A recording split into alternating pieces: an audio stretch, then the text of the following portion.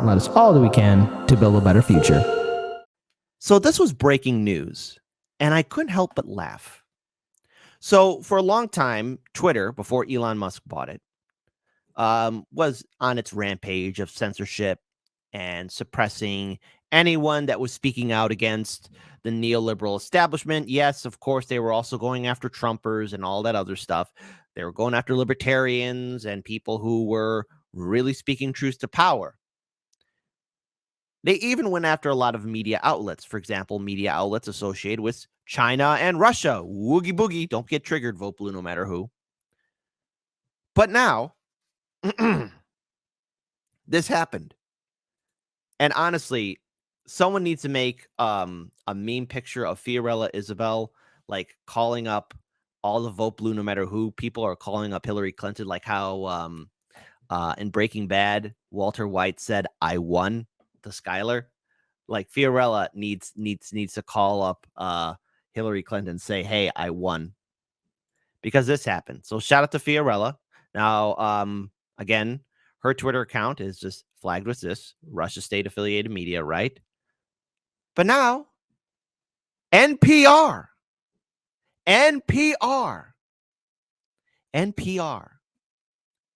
U.S. state affiliated media.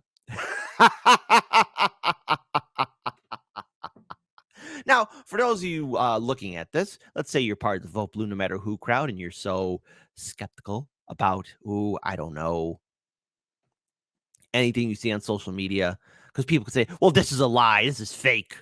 Shout out to Fiorella. She does great work. But let's talk about it. Let's bring up this little article from Forbes. Twitter adds state-affiliated media label to NPR account, putting it on par with Russia Today. So Twitter added a warning to NPR's Twitter account on Tuesday, declaring it as state-affiliated media, a label that's typically been reserved for foreign media outlets that represent the official views of the government, like Russia's RT or China's Zuana. I hope I said that wrong. I said that wrong, and I apologize.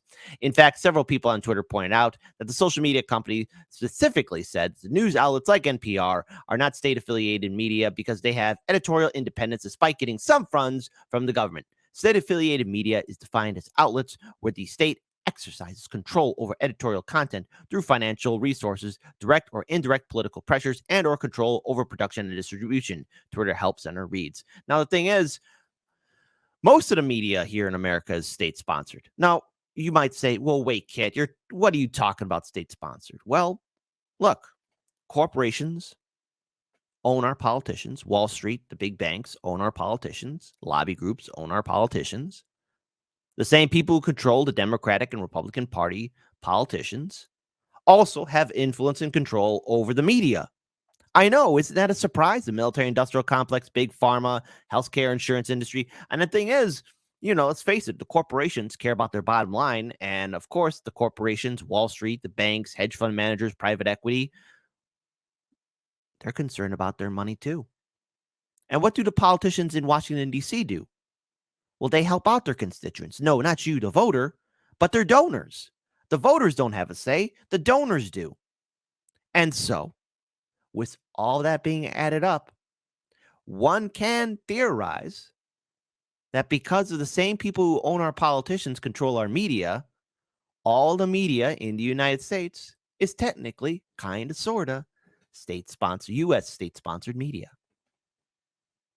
So, the explanation on Twitter's website went on to call out NPR as an outlet that didn't deserve the state-affiliated label, at least until recently. Accounts belong to state-affiliated media entities, their editors-in-chief, and or their prominent staff may be labeled. State-financed media organizations with editorial independence like the BBC in the UK or NPR in the US, for example, are not defined as state-affiliated media for the purpose for this policy, the Help Center continued. That's what it used to say as of Tuesday morning, according to the Internet Archive's Wayback Machine. The website still mentions the BBC, but the reference to NPR was deleted sometime Tuesday. Twitter responded to a request for a comment late Tuesday with a poop emoji, an automated response set up by CEO Elon Musk. We'll be talking about him later in the show. The billionaire who bought Twitter back in October and took it private as a combative relationship with the press. There you go.